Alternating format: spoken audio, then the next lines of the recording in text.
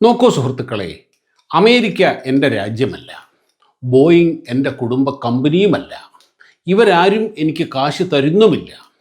അതുകൊണ്ട് തന്നെ അന്യായമായി ഇവരെ ന്യായീകരിക്കേണ്ട ആവശ്യവും എനിക്കില്ല. പരിചയസമ്പന്നനായ മരണപ്പെട്ട ഒരു വൈമാനികനെ പ്രതിയാക്കിയിട്ട് ഈ ലോകത്തിൽ എനിക്കൊന്നും നേടാനുമില്ല. അഹമ്മദാബാദ് വിമാനാപകടത്തിൻ്റെ ഇടക്കാല റിപ്പോർട്ട് പുറത്തു വന്നതിനെ തുടർന്ന് ഇത് പൈലറ്റിൻ്റെ ഇടപെടൽ കൊണ്ട് സംഭവിച്ചതാണ് എന്ന നിഗമനത്തിലെത്തുന്നത് തികച്ചും ലോജിക്കലായും ടെക്നിക്കലായും ചിന്തിച്ചുകൊണ്ട് തന്നെയാണ്. സത്യസന്ധമായി മുൻവിധികളില്ലാതെ ഈ വിഷയത്തെ സമീപിക്കുന്ന ആർക്കും എത്തിച്ചേരാൻ കഴിയുന്ന ഒരു നിഗമനമാണിത്. പൂർണ്ണമായ നിഗമനത്തിലെത്താൻ ഫൈനൽ റിപ്പോർട്ട് വരുന്നതുവരെ കാത്തിരിക്കണം എന്നത് ന്യായം. പക്ഷേ ഈ സാഹചര്യത്തിൽ ഫൈനൽ റിപ്പോർട്ട് ഇത് ശരിവെച്ചാലും ഇവിടെ നടക്കുന്ന ചർച്ചകളുടെ പൊതു സ്വഭാവം മുൻപ് പറഞ്ഞത് തന്നെയായിരിക്കും എന്നതിൽ സംശയമൊന്നും വേണ്ട. അതുപോട്ടെ, ഇപ്പോൾ ഫാഡക് എന്ന full authority digital engine control അഥവാ എഞ്ചിനുകളെ നിയന്ത്രിക്കുന്ന കമ്പ്യൂട്ടർ സംവിധാനമാണ് അപകടത്തിൽ വില്ലൻ എന്ന നറേറ്റീവാണ് ചർച്ചാ വിഷയം. എന്നാൽ നമുക്കിന്ന് അത് തന്നെ ചർച്ച ചെയ്യാം. റെഡിയല്ലേ? നമസ്കാരം പ്രിയപ്പെട്ട സുഹൃത്തുക്കളെ, സയൻസ് കോർണറിൻ്റെ പുതിയ വീഡിയോയിലേക്ക് എല്ലാവർക്കും സ്വാഗതം. ഒരു വിമാനം പറപ്പിക്കുമ്പോൾ ഒരുപാട് പാരാമീറ്റേഴ്സ് മീറ്റ് ചെയ്യേണ്ടതായിട്ടുണ്ട്. Engine thrust, speed, lift, drag, weight, pressure, temperature, moisture, power, resistance, voltage, അങ്ങനെ ഒരുപാട് കാര്യങ്ങൾ. ഇതെല്ലാം കോക്പിറ്റിലെ മോണിറ്ററുകളിൽ തെളിയും. ഏതെങ്കിലും ഘടകം ശരിയല്ല എങ്കിൽ അത് കറക്റ്റ് ചെയ്യണം. ഇതെല്ലാം പരിശോധിച്ച് ഉറപ്പുവരുത്തി മാത്രമേ പൈലറ്റിന് പറന്നുയരാൻ കഴിയുകയുള്ളൂ. നമുക്കറിയാമല്ലോ, നമ്മളൊരു കാറ് മുമ്പോട്ട് എടുക്കുമ്പോൾ അത് സ്റ്റാർട്ട് ചെയ്യുമ്പോൾ അതിൻ്റെ മോണിറ്ററുകളിലൊക്കെ നാം ഒന്ന് ശ്രദ്ധിക്കില്ലേ? എല്ലാ മീറ്ററുകളിലും RPM എത്രയാണ്, ഓയിലിൻ്റെ ആ സിമ്പൽ തെളിഞ്ഞു വരുന്നുണ്ടോ, ഇതെല്ലാം നമ്മൾ നോക്കില്ലേ? ഒരു കാർ എടുക്കുമ്പോൾ പോലും. അപ്പോൾ ഒരു വിമാനത്തെ സംബന്ധിച്ചിടത്തോളം നൂറുകണക്കിന് ഇതേപോലുള്ള ഡയലുകളും ഇൻഡിക്കേറ്ററുകളും ഉണ്ടാകും. പറന്നുയർന്നു കഴിഞ്ഞാലും ഇതെല്ലാം ഉറപ്പുവരുത്തിക്കൊണ്ടേയിരിക്കണം. ഇതെല്ലാം പണ്ട് കാലത്ത് അനലോഗ് മീറ്ററുകളിലൂടെയാണ് അറിഞ്ഞുകൊണ്ടിരുന്നത്. ഇവയിൽ ഏറ്റവും പ്രധാനം എഞ്ചിൻ്റെ പെർഫോമൻസ് ആണെന്നതിൽ സംശയമൊന്നുമില്ലല്ലോ. എഞ്ചിൻ്റെ RPM, ടെമ്പറേച്ചർ, പവർ, അതിലേക്ക് വരുന്ന ഇന്ധനത്തിൻ്റെ അളവ്, ഒഴുക്ക്, ഇതെല്ലാം വളരെ പ്രധാനമാണ്. ഇക്കാര്യങ്ങളെല്ലാം പണ്ട് അനലോഗ് മാത്രമുണ്ടായിരുന്ന കാലത്ത് മാനുവലായി ആണ് ചെക്ക് ചെയ്തിരുന്നതും നിയന്ത്രിച്ചിരുന്നതും. മനുഷ്യബുദ്ധിക്കും കഴിവിനും പരിമിതികളുണ്ട്. അത് അവൻ്റെ മാനസിക നില, മൂഡ് ഒക്കെ പോലെ മാറും. മനുഷ്യന് ക്ഷീണം വരും, മൂഡ് സ്വിങ് വരും, ഉറക്കം വരും. അതെല്ലാം അവൻ്റെ തീരുമാനങ്ങൾ എടുക്കാനുള്ള കഴിവിനെ ബാധിക്കുകയും ചെയ്യും. എല്ലാ കാര്യങ്ങളും മാനുവലായി ചെയ്തിരുന്ന കാലത്ത് വിമാനാപകടങ്ങൾ പതിവുമായിരുന്നു.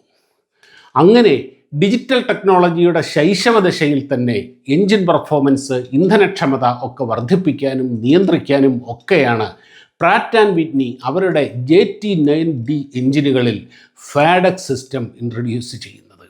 അതും 1970കളിൽ.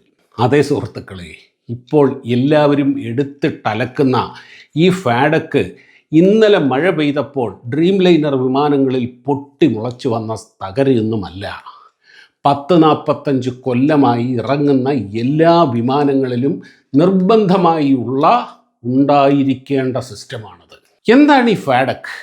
അതെങ്ങനെയാണ് പ്രവർത്തിക്കുന്നത് എന്ന് നമുക്കൊന്ന് നോക്കാം. മേൽ പറഞ്ഞതുപോലെ ഇന്ധനത്തിൻ്റെ എഞ്ചിനിലേക്കുള്ള ഫ്യുവൽ സപ്ലൈ, ഇന്ധനത്തിൻ്റെ യൂസേജ് എല്ലാം നിയന്ത്രിക്കുന്നത് ഈ ഇലക്ട്രോണിക് സംവിധാനമാണ്. അതിന് അതിൻ്റെ സോഫ്റ്റ്വെയർ ഉണ്ട്. Engine thrust, power output, temperature, pressure, RPM എല്ലാം ഇത് നോക്കിക്കൊള്ളും. ഇതിനനുസരിച്ച് ഇന്ധനത്തിൻ്റെ ഫ്ലോ കൺട്രോൾ ചെയ്യുകയും ചെയ്യും. ഇൻ കേസ് എൻജിനിൽ തീപിടുത്തമുണ്ടാവുകയോ മറ്റോ ചെയ്താൽ ഫ്യുവൽ കട്ട് ഓഫ് ചെയ്ത് അപകടം ഒഴിവാക്കും. ടേക്ക് ഓഫ്, എയർബോൺ, ലാൻഡിംഗ് സമയത്തൊക്കെ എത്ര ഇന്ധനം ആവശ്യമുണ്ടോ അതെല്ലാം കണക്കാക്കി കൃത്യമായി നിയന്ത്രിക്കും. ചുരുക്കി പറഞ്ഞാൽ എൻജിൻ്റെ തലച്ചോറാണിത്. നമ്മുടെ കൈകാലുകളുടെ ചലനങ്ങൾ, അവയവങ്ങളുടെ പ്രവർത്തനം എല്ലാം നിയന്ത്രിക്കുന്നത് തലച്ചോറിൽ നിന്ന് പോകുന്ന സിഗ്നലുകൾ അനുസരിച്ചാണല്ലോ. അതുപോലെ തന്നെ അപ്പോൾ പ്രധാന ചോദ്യം ഉയരുന്നു, എന്തൊക്കെയായാലും ഇത് ഒരു ഇലക്ട്രോണിക് സംവിധാനമല്ലേ? അതിന് കേട് വന്നൂടെ? അങ്ങനെയെങ്കിൽ അത് എൻജിൻ പെർഫോമൻസിനെ ബാധിക്കില്ലേ? ഏതെങ്കിലും ചിപ്പിനോ ട്രാൻസിസ്റ്ററിനോ തകരാർ സംഭവിച്ച് ഫാഡക്കിന് വെറുതെ അങ്ങ് തോന്നുന്നു എൻജിൻ നിർത്തിയേക്കാമെന്ന്. അങ്ങനെ സംഭവിച്ചുകൂടെ? തീർച്ചയായും അതിനുള്ള സാധ്യതയുണ്ട്. ഈ സാധ്യതകൾ മുന്നിൽ കണ്ടുകൊണ്ട് തന്നെയാണ് ഈ സംവിധാനം വികസിപ്പിച്ചിരിക്കുന്നതും. അനേകം ടെസ്റ്റുകളും ട്രയലുകളും കഴിഞ്ഞാണ് ഇവ ഇൻസ്റ്റാൾ ചെയ്യുന്നത്. നാം സാധാരണ ഉപയോഗിക്കുന്ന ഫോണിലെയും ടി വിയിലെയും ഇലക്ട്രോണിക്സ് അല്ല ഏവിയേഷനിലും റോക്കറ്ററിയിലും ഉപയോഗിക്കുന്നത്. അവ എക്സ്ട്രീം സിറ്റുവേഷൻസ്, 1000 ഡിഗ്രിയോളം ചൂട്, 0 താഴെ -40 ഡിഗ്രിയിലധികമുള്ള തണുപ്പ്, വലിയ വൈബ്രേഷൻസ് ഒക്കെ അതിജീവിക്കാനുള്ള ശേഷിയുള്ളവയാണ്. അവയുടെ നിർമ്മാണം തന്നെ സങ്കീർണമാണ്. ഏവിയേഷൻ ഗ്രേഡ് ഇലക്ട്രോണിക്സ് വലിയൊരു ശാസ്ത്രശാഖ തന്നെയാണ്. ഇലക്ട്രോണിക്സ് മാത്രമല്ല, അവയുടെ ലോഹശാസ്ത്രം തുടങ്ങി ഉപയോഗിക്കുന്ന നട്ടും ബോൾട്ടും റിവറ്റുകളും വരെ അങ്ങനെയാണ്. അതുകൊണ്ട് അവ ടെക്നിക്കലി പരാജയപ്പെടാനുള്ള സാധ്യത അപൂർവമാണെങ്കിലും അതിലൊരു സാധ്യത ബാക്കിയുണ്ടല്ലോ. തീർച്ചയായും ഉണ്ട്. അതുകൊണ്ട് തന്നെ ഫാഡക്കിൽ ഒരു സ്റ്റാൻഡ് ബൈ ഉണ്ട്. ഇതെല്ലാം ഉൾക്കൊള്ളുന്ന ഒരു സെക്കൻഡ് ചാനൽ. പ്രവർത്തിച്ചു കൊണ്ടിരിക്കുന്ന ചാനലിന് എന്തെങ്കിലും പ്രശ്നമുണ്ടായാൽ മറ്റേ ചാനൽ അത് ഏറ്റെടുക്കും. 2 ചാനലും ഒരുമിച്ച് ഫെയിലായാലോ? അതിനുള്ള സാധ്യത 10 ലക്ഷത്തിൽ 1 മാത്രമാണ്. എന്ന് വെച്ചാൽ ഏതാണ്ട് അസാധ്യമാണ് എന്നത് തന്നെ. മാത്രവുമല്ല, യാത്രാ വിമാനങ്ങൾക്ക് 2 എഞ്ചിനുകളുണ്ട്. 2 എഞ്ചിൻ്റെയും ഫാഡക് സിസ്റ്റം ഇൻഡിപെൻഡൻ്റ് ആണ്. അവ ഇൻഡിപെൻഡൻ്റായാണ് പ്രവർത്തിക്കുന്നതും. അതിനും ഇപ്പറഞ്ഞതുപോലെ ഒരു സ്റ്റാൻഡ് ബൈ ലൈനുണ്ട്. അതായത് നോക്കൂ കൂട്ടുകാരെ, 2 എഞ്ചിനുകളായി സ്റ്റാൻഡ് ബൈകൾ അടക്കം 4 ഫാഡക് ചാനലുകളാണ് ഒരു വിമാനത്തിലുള്ളത്. ഈ 4ഉം ഒരുമിച്ച് പരാജയപ്പെടുക എന്നാൽ എത്രത്തോളം സാധ്യതയുണ്ട് എന്നത് നിങ്ങളുടെ സാമാന്യ ബോധത്തിന് വിടുന്നു. ആവശ്യത്തിനനുസരിച്ച് ഇന്ധനപ്രവാഹം കൂട്ടുകയും കുറയ്ക്കുകയും ചെയ്യുന്ന ത്രോട്ടിലുകൾ പൈലറ്റിൻ്റെ കൺട്രോളിലാണ്. നമ്മുടെ കാറുകളിലെ ആക്സിലേറ്ററുകൾ പോലെ. ആക്സിലേറ്ററുകൾ ചവിട്ടുമ്പോൾ ഇന്ധനപ്രവാഹം വർദ്ധിച്ച് പരമാവധി പവർ ഔട്ട്പുട്ട് ലഭിക്കുകയാണല്ലോ ചെയ്യുക. നമ്മളൊക്കെ ഓട്ടോമാറ്റിക് ഗിയർ ഷിഫ്റ്റ് വണ്ടികൾ ഉപയോഗിക്കുന്നില്ലേ? കഴിഞ്ഞ 8 വർഷമായി ഓട്ടോ ഗിയർ ഷിഫ്റ്റായ ഒരു വാഗണർ വണ്ടിയാണ് ഞാൻ ഉപയോഗിക്കുന്നത്. ക്ലച്ചില്ല, ഗിയർ മാറേണ്ട, സുഖം. പക്ഷേ സെൻസറുകളിലൂടെ കിട്ടുന്ന സിഗ്നലുകൾ ഉപയോഗിച്ചുകൊണ്ട് ക്ലച്ചും ഗിയർ മാറ്റവും എല്ലാം വണ്ടിക്കുള്ളിൽ നടക്കുന്നുണ്ട്. ആക്സിലേറ്റർ ചവിട്ടുമ്പോഴും ബ്രേക്ക് ചവിട്ടുമ്പോഴുമുള്ള സിഗ്നലുകൾ ആണ് അതിനുപയോഗിക്കുന്നത്. വളരെ റഫായിട്ട് ഉപയോഗിക്കുന്ന ഒരു വണ്ടിയാണ് എൻ്റേത്. അതിൽ പോലും ഈ ഇലക്ട്രോണിക് സംവിധാനങ്ങൾക്ക് കംപ്ലൈൻറ്റ് വന്നിട്ടില്ല. അപ്പോൾ ഏവിയേഷൻ ഗ്രേഡിലുള്ള ഇലക്ട്രോണിക്സ് ഉപയോഗിക്കുന്ന വിമാനത്തിലെ ഇലക്ട്രോണിക്സ് ഫെയിലാവാനുള്ള ചാൻസ് 10 ലക്ഷത്തിൽ 1 പോലുമില്ല. ശരി, 50 കോടിയിൽ 1 എന്ന ഒരു സാധ്യത ഉണ്ടാവുമല്ലോ. അതങ്ങ് സംഭവിച്ചു എന്ന് വാദത്തിന് നമുക്ക് സമ്മതിക്കാം. അപ്പോഴും ഫാഡക്കിന് ബന്ധമില്ലാത്ത കോക്പിറ്റിലെ മാനുവലായി മാത്രം ഓപ്പറേറ്റ് ചെയ്യാവുന്ന മെക്കാനിക്കൽ ഫ്യൂൽ സ്വിച്ചുകൾ എങ്ങനെ ഓഫായി, പിന്നെ എങ്ങനെ ഓണായി എന്നൊരു പ്രശ്നമുണ്ടല്ലോ. അവിടെയും വേറൊരു വാദമുണ്ട്. 4 ഫാഡക് ചാനലുകളും ഒരുമിച്ച് നിലച്ച് ഫ്യൂവൽ ഫ്ലോ നിൽക്കുമ്പോൾ FDR അഥവാ ഫ്ലൈറ്റ് ഡേറ്റ റെക്കോർഡർ രേഖപ്പെടുത്തുക ഓഫ് എന്നായിരിക്കും എന്നതാണത്. ശരി, അപ്പോൾ CVR കോക്പിറ്റ് വോയിസ് റെക്കോർഡറിൽ വന്ന ശബ്ദം why did you switch off എന്നത് എങ്ങനെ ഓഫായി എന്നല്ല ചോദ്യം. നിങ്ങൾ എന്തിനാണ് ഓഫ് ചെയ്തത് എന്ന് പിൻ പോയിൻ്റായി സ്പെസിഫിക്കായി തന്നെയാണ് ചോദ്യം. അതിനർത്ഥം ആ പൈലറ്റ് കണ്ടിരിക്കുന്നു, ഇത് ചോദിച്ച പൈലറ്റ് അറിഞ്ഞിരിക്കുന്നു, മറ്റേയാൾ അത് ഓഫ് ചെയ്തു എന്ന്. അതിനർത്ഥം ലളിതമാണ്. ആരോ ഒരാൾ അത് മനഃപൂർവ്വം തന്നെ ഓഫ് ചെയ്തിരിക്കുന്നു. അതിനുള്ള മറുപടി എനിക്കറിയില്ല എന്നല്ല, ഞാനല്ല എന്നാണ്. നോക്കൂ, ഞാനല്ല. വിമാനം പറന്നുയർന്ന് സെക്കൻഡുകൾ മാത്രമേ ആയിട്ടുള്ളൂ. അപ്പോൾ ഒരിക്കലും പ്രതീക്ഷിക്കാതെ ഒരാൾ ഇത് ചെയ്യുകയും മറ്റേയാൾ ചോദിക്കുകയും ചെയ്യുമ്പോൾ ആ സംഭാഷണത്തിലെ സ്വാഭാവികമായ ആ ഇൻസ്റ്റിങ്ക്റ്റ് വ്യക്തമാണ്. പൈലറ്റുമാരിൽ ഒരാൾ അത് ഓഫ് ചെയ്തു എന്നത് തന്നെ. മറ്റൊരു കാര്യം, സാങ്കേതിക പ്രശ്നം കാരണം 2 എഞ്ചിനുകളും നിലച്ച് വൈദ്യുത പ്രവാഹം കട്ടായാൽ മാത്രം പുറത്തു വരുന്ന റാറ്റ് അഥവാ റാം എയർ ടർബൈനിൻ്റെ കാര്യം. വായുവിൻ്റെ പ്രവാഹം ഉപയോഗിച്ച് എമർജൻസി പവർ ഉണ്ടാക്കാനുള്ള സംവിധാനമാണിത്. എൻജിൻ തകരാർ കൊണ്ടാണ് റാറ്റ് പ്രവർത്തിക്കുക എങ്കിൽ അതിന് എൻജിൻ നിലച്ച് ചുരുങ്ങിയത് 3 മിനിറ്റ് സമയം വേണം. അതായത് തകരാർ കാരണം എൻജിൻ നിലച്ചു എന്നത് കമ്പ്യൂട്ടർ സിസ്റ്റം മനസ്സിലാക്കി അനലൈസ് ചെയ്ത് തീരുമാനമെടുക്കുന്ന സമയം. എന്നാൽ അഹമ്മദാബാദ് കേസിൽ 30 സെക്കൻഡിനകം റാറ്റ് പുറത്തു വന്നു. അതിനർത്ഥം എൻജിൻ നിലച്ചത് തകരാർ കാരണമല്ല, അത് അനലൈസ് ചെയ്യാൻ കമ്പ്യൂട്ടറിന് സമയം ആവശ്യവുമില്ല. ഇൻസ്റ്റൻറ്റേനിയസ് ആയി റാറ്റ് പുറത്തു വന്നതാണ് എന്നാണ്. ഇനി അടുത്ത വാദം, 1 സെക്കൻഡിനിടയിൽ 2 മെക്കാനിക്കൽ സ്വിച്ചുകൾ ഓഫാക്കാനാവില്ല, അത് മനുഷ്യസാധ്യമല്ല എന്നാണ്. നോക്കൂ സുഹൃത്തുക്കളെ, ഈ സ്വിച്ചുകൾ ഇരിക്കുന്നത് കിലോമീറ്ററുകൾ അകലെയൊന്നുമല്ല, സെൻറ്റിമീറ്ററുകൾ മാത്രം അകലെ പൈലറ്റിന് എത്രയും പെട്ടെന്ന് കൈയെത്താവുന്ന ദൂരത്തിൽ തന്നെയാണ്. ഇതൊക്കെ കാലങ്ങളായി ഓപ്പറേറ്റ് ചെയ്യുന്ന ആയിരക്കണക്കിന് ഫ്ലൈയിങ് അവേഴ്സ് എക്സ്പീരിയൻസ് ഉള്ള പൈലറ്റിന് ഡെലിബറേറ്റായി ചെയ്യുമ്പോൾ നിഷ്പ്രയാസം സാധിക്കുന്ന കാര്യമാണ്. വേറൊന്ന് കേട്ടു, ഫ്യൂവൽ സ്വിച്ച് ഓഫ് ചെയ്താലും ഫാഡക്കാണത്രേ ഓഫ് ചെയ്യണോ വേണ്ടയോ എന്ന് തീരുമാനിക്കുന്നത്. ഈ സ്വിച്ച് ഓഫ് ചെയ്യുമ്പോൾ പൈലറ്റ് കൊടുക്കുന്നത് ഒരു റിക്വസ്റ്റ് ആണത്രേ എന്നൊക്കെ. അങ്ങനെയല്ല. ഈ ഫ്യൂവൽ സ്വിച്ചുകൾ നിയന്ത്രിക്കുന്നത് ചിറകുകളിലുള്ള ഫ്യൂവൽ ടാങ്കിൽ നിന്നും എഞ്ചിനിലേക്ക് കൊണ്ടുപോകുന്ന പൈപ്പുകളിലെ പമ്പുകളെയും വാൽവുകളെയുമാണ്. ഇവ കടന്ന് എഞ്ചിനിൽ എത്തുന്ന ഫ്യൂവലിനെ മാത്രമേ ഫാഡക്ക് നിയന്ത്രിക്കുന്നുള്ളൂ. നമ്മുടെ വീട്ടിലെ പൈപ്പ് ലൈനുകളിലെ മെയിൻ വാൽവുകൾ പോലെ. അത് കടന്നിട്ട് വേണമല്ലോ ടാപ്പുകളിൽ വെള്ളമെത്തേണ്ടത്. ഫ്യൂവൽ സപ്ലൈ നിർത്തേണ്ട എന്തെങ്കിലും ഒരു എമർജൻസി ഘട്ടത്തിൽ ഫാഡക്ക് പരാജയപ്പെട്ടാൽ പോലും പൈലറ്റിന് നിയന്ത്രിക്കാൻ വേണ്ടിയാണ് ഇങ്ങനെ ചെയ്തിരിക്കുന്നത്. ഫാഡക്ക് സ്വയം ഇന്ധനപ്രവാഹം നിർത്തിയ സന്ദർഭങ്ങൾ ഉണ്ടായിട്ടില്ലേ? 2 സംഭവങ്ങൾ ഉണ്ടായിട്ടുണ്ട്. ഇത് രണ്ടും വിമാനം ലാൻഡ് ചെയ്ത് റൺവേ തൊട്ടതിന് ശേഷമാണ്. ഫാഡക്ക് വർക്ക് ചെയ്യുന്നത് 100 കണക്കിന് സെൻസറുകളിൽ നിന്നുള്ള സിഗ്നൽസ് സ്വീകരിച്ചുകൊണ്ടാണ്. നിലം തൊട്ടപ്പോൾ വിമാനം ലാൻഡ് ചെയ്തു, ഇനി ഇന്ധനപ്രവാഹം കുറയ്ക്കാം എന്ന സിഗ്നൽ അനുസരിച്ച് പ്രവർത്തിച്ചപ്പോഴാണ് അങ്ങനെ സംഭവിച്ചത്. അത് ശരിയുമായിരുന്നല്ലോ. നിലം തൊട്ട വിമാനത്തിന് ഇനി അധികം ഇന്ധനം ആവശ്യമില്ല എന്ന ഫാഡക്ക് തീരുമാനിച്ചു. പക്ഷേ അങ്ങനെ പോലും സംഭവിക്കരുത് എന്നതുകൊണ്ട് ആ സാങ്കേതിക പ്രശ്നവും പല ട്രയലുകൾക്ക് ശേഷം തന്നെ ശരിയാക്കിയിട്ടുണ്ട്. പിന്നീട് ഒരിക്കലും അങ്ങനെ സംഭവിച്ചിട്ടില്ല. ഇവിടെ മറ്റൊരു വാദം കൂടി വരുന്നുണ്ട്, എയർ ഇന്ത്യയുടെ അനാസ്ഥ എന്നുള്ളത്. എയർ ഇന്ത്യ കൃത്യസമയത്ത് വേണ്ട രീതിയിലുള്ള സർവീസുകൾ ചെയ്തിട്ടില്ല, ആ വിമാനത്തിന് വേണ്ട മെയിൻ്റനൻസ് നടത്തിയിട്ടില്ല എന്നൊക്കെയുള്ള ഒരു നറേറ്റീവ് വരുന്നുണ്ട്. സുഹൃത്തുക്കളെ, ലോകത്തിലെ മുഴുവനും ഇന്ത്യയിലെയും അടക്കം വ്യോമയാന നിയമങ്ങൾ എന്ന് പറയുന്നത് വളരെ വളരെ സ്ട്രിക്റ്റാണ്. പ്രത്യേകിച്ച് സെക്യൂരിറ്റിയുടെ കാര്യത്തിൽ. ആ സെക്യൂരിറ്റിയുടെ കാര്യത്തിലുള്ള ആഗോള നിലവാരം ഓരോ രാജ്യത്തെയും വിമാന കമ്പനികൾ പിന്തുടരേണ്ടത് ആഗോള നിയമമാണ്. അതിൽ ഇന്ത്യക്ക് പ്രത്യേകിച്ച് വേറെ നിയമമൊന്നുമില്ല. അത് പിന്തുടർന്നാൽ മാത്രമേ ഈ മേഖലയെ നല്ല രീതിയിൽ സുരക്ഷിതമായി മുമ്പോട്ട് കൊണ്ടുപോകാൻ കഴിയൂ. ഇഷ്ടം പോലെ തിയറികൾ ഉണ്ടാകുന്നുണ്ട്.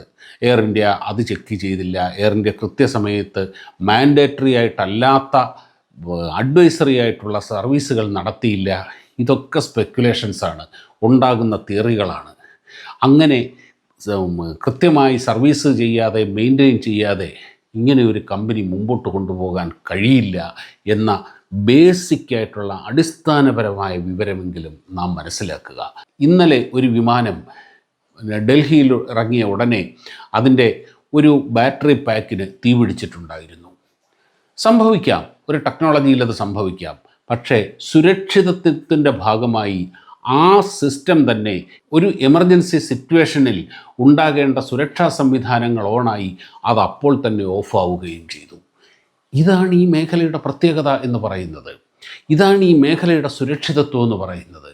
എന്തെങ്കിലും ഒരു കണ്ടിജൻസി ഉണ്ടായിക്കഴിഞ്ഞു കഴിഞ്ഞാൽ അതിനെ ഓവർകം ചെയ്യാൻ വേണ്ട സ്റ്റാൻഡ് ബൈകൾ ഉണ്ടാകും, സെക്യൂരിറ്റി സിസ്റ്റംസ് ഉണ്ടാകും. ഇതെല്ലാം കടന്നുകൊണ്ട് വേണം ഒരു അപകടം സംഭവിക്കാൻ. ഇതൊക്കെ അടിസ്ഥാനപരമായ കാര്യങ്ങളാണ്. എന്തുകൊണ്ട് ക്യാപ്റ്റൻ സബർവാളിനെ സംശയിക്കുന്നു? കോക്പിറ്റിൽ ക്യാപ്റ്റൻ ഇരിക്കുന്നത് ഇടതുവശത്തും ഫസ്റ്റ് ഓഫീസർ വലതുവശത്തുമാണ്. ടേക്ക് ഓഫ്, ലാൻഡിങ് സമയത്തെ ഓപ്പറേഷനുകളെല്ലാം ചെയ്യുന്നത് ഫസ്റ്റ് ഓഫീസറാണ്. ക്യാപ്റ്റൻ എല്ലാം മോണിറ്റർ ചെയ്യും.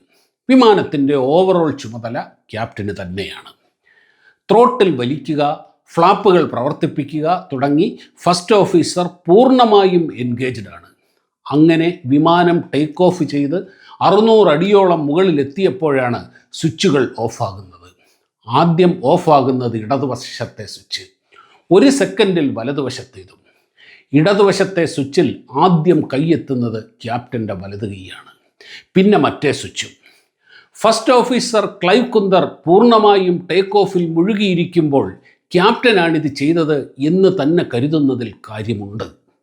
10 സെക്കൻഡ് കഴിഞ്ഞ് സ്വിച്ചുകൾ 4 സെക്കൻഡിൻ്റെ വ്യത്യാസത്തിൽ ഓൺ ആവുകയും ചെയ്തു. എന്തിന് 10 സെക്കൻഡുകൾ എടുത്തു എന്നതാണ് അടുത്ത ചോദ്യം. അതിനിർണായകമായ ഘട്ടത്തിൽ ഒരിക്കലും പ്രതീക്ഷിക്കാതെയുള്ള സഹപ്രവർത്തകൻ്റെ പ്രവൃത്തിയിൽ ഷോക്കായിപ്പോയ ഫസ്റ്റ് ഓഫീസർക്ക് പ്രസൻസ് ഓഫ് മൈൻഡ് തിരിച്ചു കിട്ടാൻ 10 സെക്കൻഡ് എടുത്തു എന്നത് കൂടുതലാണോ സുഹൃത്തുക്കളെ? നാം ആയിരുന്നെങ്കിൽ എന്ത് സംഭവിക്കുമായിരുന്നു എന്ന് വെറുതെ ഒന്ന് ആലോചിച്ചു നോക്കൂ. പക്ഷേ അപ്പോഴേക്കും സമയം വൈകിയിരുന്നു. സ്വിച്ചുകൾ ഓണായി.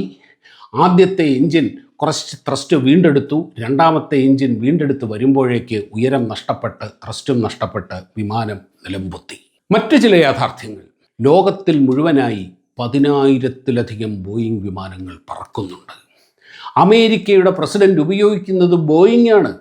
ഇന്ത്യയുടെ പ്രധാനമന്ത്രിയും പ്രസിഡന്റും ഉപയോഗിക്കുന്ന എയർ ഇന്ത്യ 1 വിമാനവും ബോയിങ് ആണ്. ഇങ്ങനെ ലോകത്തിലെ ഒട്ടുമിക്ക രാഷ്ട്ര നേതാക്കളുടെയും ഔദ്യോഗിക വിമാനം ബോയിങ്ങിൻ്റേതാണ്. ലോക വ്യോമയാന മാർക്കറ്റിൻ്റെ 45% ബോയിങ്ങിൻ്റെയാണ്. അങ്ങനെ ഒരു കമ്പനി അവരുടെ സുരക്ഷാ കാര്യങ്ങളെ ലഘൂകരിച്ച് സ്വന്തം റെപ്യൂട്ടേഷൻ കളയും എന്ന് വിശ്വസിക്കാൻ സാമാന്യ ബുദ്ധി അനുവദിക്കുന്നില്ല. സുരക്ഷ ഇല്ലെങ്കിൽ ഒരു വിമാന കമ്പനി മരിച്ചു എന്നാണ് അർത്ഥം. നോക്കൂ, ബോയിങ്ങിൻ്റെ ഏറ്റവും വലിയ കോമ്പറ്റീറ്റർ ഫ്രാൻസിലുള്ള എയർബസ് ആണ്. നിങ്ങൾക്കറിയാമോ, എയർ ഫ്രാൻസിൻ്റെ ഫ്ലീറ്റിൽ 227 വിമാനങ്ങളുണ്ട്. അതിൽ 74 വിമാനങ്ങൾ ബോയിങ് ആണ്. അതിൽ തന്നെ 10 ഇപ്പോൾ അപകടത്തിൽപ്പെട്ട 787 ഡ്രീം ലൈനറുകളും. ഏതെങ്കിലും വിമാന കമ്പനി ഈ അപകടത്തിന് ശേഷം ഡ്രീം ലൈനറുകൾ ഗ്രൗണ്ട് ചെയ്തിട്ടുണ്ടോ? ഇതുപോലെ ലോകത്തിലെ എല്ലാ എയർലൈനുകളും ഈ വിമാനങ്ങൾ പതിറ്റാണ്ടുകളായി ഉപയോഗിക്കുന്നു. ഇന്നലെ മറ്റൊന്നുകൂടി സംഭവിച്ചിട്ടുണ്ട്. ഇതേ ബോയിങ് നിർമ്മിച്ച അപ്പാച്ചെ ഹെലികോപ്റ്ററുകൾ നമ്മുടെ ആർമിയുടെ ഭാഗമായിട്ടുണ്ട്. പറക്കും ടാങ്കുകൾ എന്നറിയപ്പെടുന്ന ഈ അപ്പാച്ചെ ഹെലികോപ്റ്ററുകൾ ലോകത്തിലെ തന്നെ ഏറ്റവും മാരകശേഷിയുള്ള പ്രഹരശേഷിയുള്ള ഹെലികോപ്റ്ററുകളാണ്. അതും ഈ ബോയിങ്ങിൻ്റെ തന്നെയാണ്. അതും നമ്മൾ മനസ്സിലാക്കുക.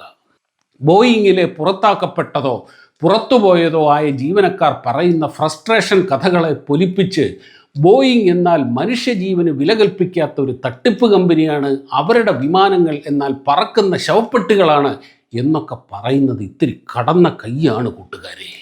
ആദ്യം പറഞ്ഞ പോലെ അമേരിക്ക എൻ്റെ മാതൃരാജ്യമൊന്നുമല്ല, ബോയിങ് എൻ്റെ അച്ഛൻ്റെ കമ്പനിയുമല്ല. ഓപ്പറേഷൻ സിന്ദൂരിൽ അമേരിക്ക എടുത്ത ഇരട്ടത്താപ്പിൽ കടുത്ത അമർഷവുമുണ്ട്. പറഞ്ഞിട്ട് കാര്യമില്ല, നൂർഖാൻ എയർബേസിൽ ഇന്ത്യ നടത്തിയ മിന്നലാക്രമണത്തിലൂടെ പൊള്ളലേറ്റത് അമേരിക്കയ്ക്കും കൂടിയാണ്. അവർക്കത് പക്ഷെ പുറത്തു പറയാൻ പറ്റില്ല, ഇങ്ങനെയൊക്കെ കാണിക്കാനേ കഴിയുകയുള്ളൂ. പക്ഷേ അതൊന്നും സത്യത്തെ ഇല്ലാതാക്കുന്നില്ല.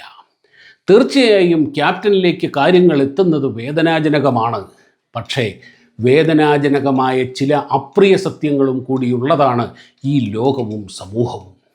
അദ്ദേഹം എന്തിനിത് ചെയ്യണം? അദ്ദേഹത്തിൻ്റെ ജീവിതം അങ്ങനെയൊന്നുമല്ല, അദ്ദേഹത്തിന് അതിൻ്റെ ആവശ്യവുമില്ല എന്നതൊക്കെ സാമാന്യ ലോജിക്കുകൾ മാത്രമാണ്.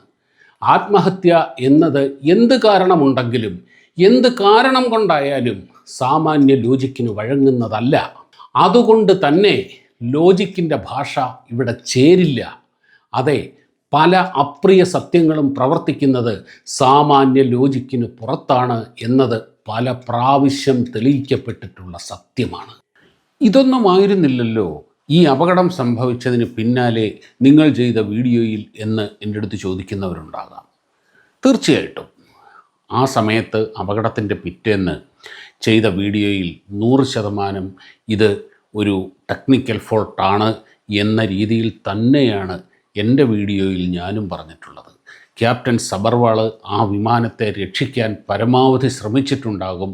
കാരണം വിമാനത്തിന് വേണ്ട ആൾട്ടിറ്റ്യൂഡ് ഉണ്ടായിരുന്നില്ല. നിർഭാഗ്യവശാൽ ഇങ്ങനെ സംഭവിച്ചു എന്ന് തന്നെയാണ് ഞാൻ പറഞ്ഞത്.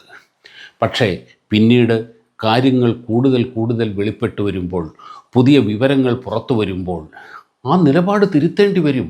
അങ്ങനെയല്ലേ നാം വേണ്ടത്? ഓരോ സമയത്ത് ഓരോ പുതിയ വിവരങ്ങളുടെ അടിസ്ഥാനത്തിൽ നമ്മൾ ധരിച്ചിരിക്കുന്നത് തെറ്റാണെങ്കിൽ, നമ്മൾ ധരിച്ചിരിക്കുന്നതിനപ്പുറമാണ് കാര്യമെങ്കിൽ അത് അംഗീകരിക്കുക എന്നുള്ളത് കേവലമായ ഒരു സത്യസന്ധതയാണ്. ഇനി വിശദമായ റിപ്പോർട്ട് വരുമ്പോൾ നാളെ ഇങ്ങനെയല്ല, തീർച്ചയായും അതൊരു ടെക്നിക്കൽ ഫോൾട്ടായിരിക്കാം, അല്ലെങ്കിൽ ബോയിങ് കമ്പനിയുടെ പ്രശ്നമായിരിക്കാം, അല്ലെങ്കിൽ എയർ ഇന്ത്യയുടെ അനാസ്ഥ കൊണ്ടായിരിക്കാം എന്ന് കൺഫർമേറ്റീവായ ഒരു വിദഗ്ധ സമിതിയുടെ റിപ്പോർട്ട് വന്ന് അത് ബോധ്യപ്പെടുകയാണെങ്കിൽ തീർച്ചയായും ഈ നിലപാടും തിരുത്തേണ്ടി വരും. ഒരു സംശയവുമില്ല. അപ്പോഴും ഞാനിവിടെ തന്നെ ഉണ്ടാകും. എയർ ഇന്ത്യ അടക്കം ഇന്ത്യയിലെ എല്ലാ എയർലൈനുകളും 100 കണക്കിന് ബോയിങ് വിമാനങ്ങൾക്ക് ഓർഡർ നൽകിയിട്ടുണ്ട്. എയർബസ്സുകളുമുണ്ട്. ഡെലിവറി പൂർത്തിയാകാൻ വർഷങ്ങളെടുക്കും. ഈ വിവാദങ്ങൾ എയർ ഇന്ത്യയെയും കുതിച്ചുകൊണ്ടിരിക്കുന്ന ഇന്ത്യയുടെ വ്യോമയാന രംഗത്തെയും തളർത്താൻ വേണ്ടി ചമയ്ക്കപ്പെട്ടതാണ്. അതിൽ തലവയ്ക്കുന്നവർ അറിഞ്ഞോ അറിയാതെയോ ചെയ്യുന്നതും ഈ തകർക്കലിന് കൂട്ടുനിൽക്കലാണ്. ഇക്കൂട്ടർ ആരെങ്കിലും ഞങ്ങളിനി എയർ ഇന്ത്യയോ ഡ്രീം ലൈനർ വിമാനങ്ങളിലോ കയറില്ല എന്ന് പറയുമോ? ചെയ്യുമോ? ചീപ്പ് സെൻസേഷണലിസത്തിന് പിന്നാലെ പോകുമ്പോൾ മരിക്കുന്നത് സത്യമാണ് സുഹൃത്തുക്കളെ. പൈലറ്റുകളുടെ സംഘടന ഈ റിപ്പോർട്ടിനെ എതിർത്തിരുന്നു. അതിൽ അസ്വാഭാവികതയൊന്നുമില്ല. എല്ലാം മനസ്സിലാക്കിയാണെങ്കിലും കൂട്ടത്തിലൊരാൾ കുറ്റവാളിയാകുന്നത് സഹിക്കാൻ ആർക്കും കഴിയില്ല. ഞാനാണെങ്കിൽ ഇത് ചെയ്യില്ല എന്നാവും അവരിൽ ഓരോരുത്തരും കരുതുക. ഇത് ശരിവച്ചാൽ തങ്ങളുടെ തന്നെ കരിയർ, ജീവിതം, നാളെ സമൂഹം തങ്ങളെ എങ്ങനെ കാണും എന്നതൊക്കെ അവർ നേരിടുന്ന പ്രശ്നങ്ങളാണ്. അവരിലാരും ഇന്നു മുതൽ ഞങ്ങൾ ഡ്രീം ലൈനറുകൾ പറത്തില്ല എന്ന് പറഞ്ഞിട്ടില്ല, പറയുകയുമില്ല. എങ്കിലും പുറമേയെങ്കിലും അവർക്ക് ഈ റിപ്പോർട്ടിനെ എതിർത്തേ പറ്റൂ. ഇതുകൊണ്ടൊക്കെ തന്നെ അവരെ ഞാൻ ഒരിക്കലും കുറ്റം പറയില്ല. ഇതാണ് ശരിയെങ്കിൽ ഒരുപക്ഷെ ഈ റിപ്പോർട്ട് പുറത്തു വരില്ല. വന്നാൽ തന്നെ ഈ ബഹളമൊക്കെ അടങ്ങിക്കഴിഞ്ഞിട്ടായിരിക്കുകയും ചെയ്യും. ഇത് നമ്മുടെ പൈലറ്റുമാരുടെ ആത്മവിശ്വാസത്തെ ബാധിക്കാതിരിക്കാനാണ്. പക്ഷേ യാഥാർത്ഥ്യം പകൽ പോലെ തെളിഞ്ഞിരിക്കും. വീഡിയോ കണ്ട എല്ലാ സുഹൃത്തുക്കൾക്കും ഒരുപാട് നന്ദി. വീഡിയോ ഇഷ്ടപ്പെട്ടാൽ ലൈക്ക് ചെയ്യുകയും കമൻറ്റ് ചെയ്യുകയും ഷെയർ ചെയ്യുകയും ഒക്കെ ചെയ്യുക. മറ്റൊരു വീഡിയോയുമായി കാണുന്നതുവരെ എല്ലാവർക്കും നമസ്കാരം.